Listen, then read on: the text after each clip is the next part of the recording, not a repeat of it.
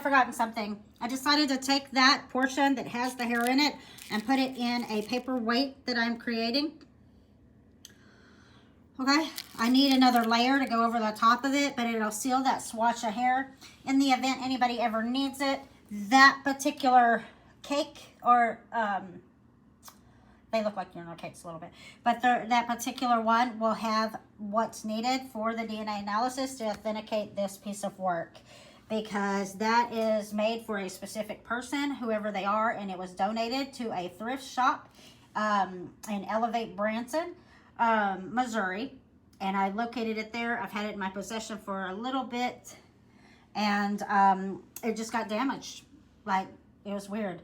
It just started feeling, the texture is really weird, and felt like I needed to take it apart and see what was going on there. So anyway, you guys have a great day. Yet again, here's my sanitizer that I like the best at the dollar store for $1.25. They've got blueberry and cherry crush.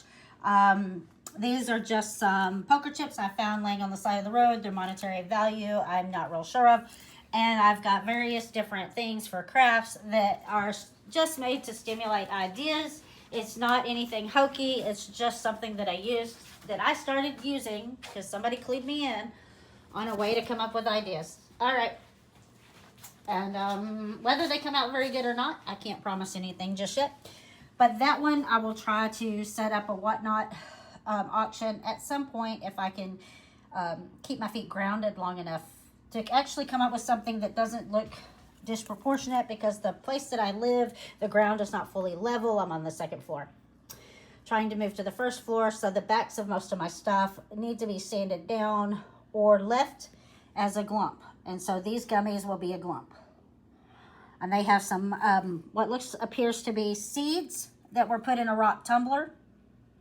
And these could very well have been some type of pebble on the beach. But the fact that I found a swash of hair inside of it had me concerned that I should go ahead and save that in case it was important to someone.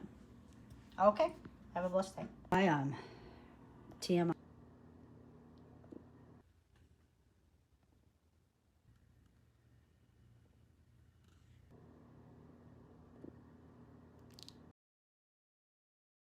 Much of this stuff is very sacred. In some cultures, I will not do more than seal this. This is my stuff that I've picked up over the years. Other people are claiming that it's theirs. But if it's donated to an organization and you pick it up at an Amazon store and you pay for it, you did not steal it, regardless of what people want to try to claim. So on the underneath portion of this has the 2 daisies that I made as part of my past.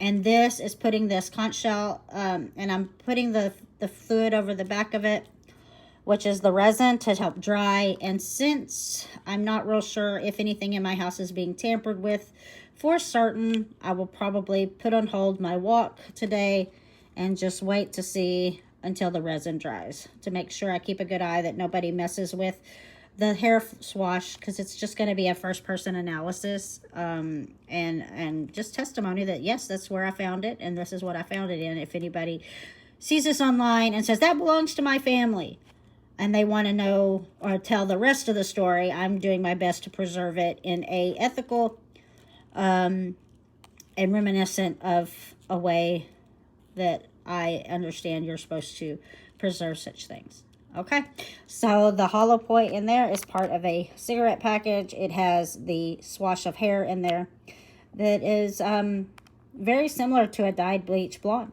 So, which is similar to some of mine, but nobody could have actually set this up with my hair in it because, one, this was made so very long ago. So, anyway, y'all have a good day.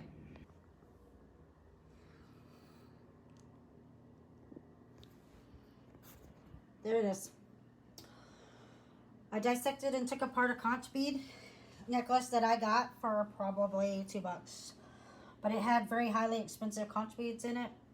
And I separated them out, and it looked like the beads had been created to look like baby teeth. I'm not saying for certain that's what they are, but they looked kind of like baby teeth and incisors that had been put in a rock tumbler.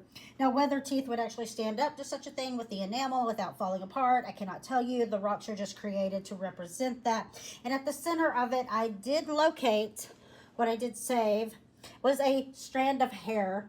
So whoever this necklace had been created for had a swatch of hair in the center of it that I have put aside. Now, if I was an expert and I had found this and I had the ties, I could go and do a DNA analysis of that particular strand that I found at the center of this conch thing. But how would you know? Because I didn't video myself doing it. There's nobody here.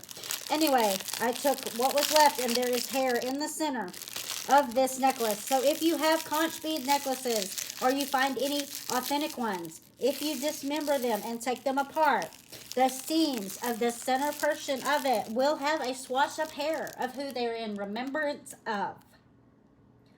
And you can take that to the $2 fake movie theater if you'd like to ask for sure, because I found those on the side of the road and they're fake. But I'm pretty sure these conch shells weren't. But now I'm going to create some yummy gummy bears that you will not be able to eat. But I will probably attempt to make necklaces, designs out of them, because all I wanted to do when I grew up was be a Care Bear and give lots of hugs to people. No, I'm just kidding. That wasn't my sole goal, but I wanted to be an artist. And so this is one segment. I thought these were dominoes, but it doesn't fit like a domino. So this is probably just a Lego that will turn into a pendant. But this is the real swatch of hair, which I'm about to wrap up in case anybody wants to ask me for it, or I come into contact with somebody who needs a DNA analysis of who these items might have actually belonged to. If they weren't really teeth, they were in remembrance of somebody's loss. And I do apologize for taking it apart, but over the course of traveling, it had got damaged, and I was trying to create something else beautiful out of it. All right, you guys, have a great day.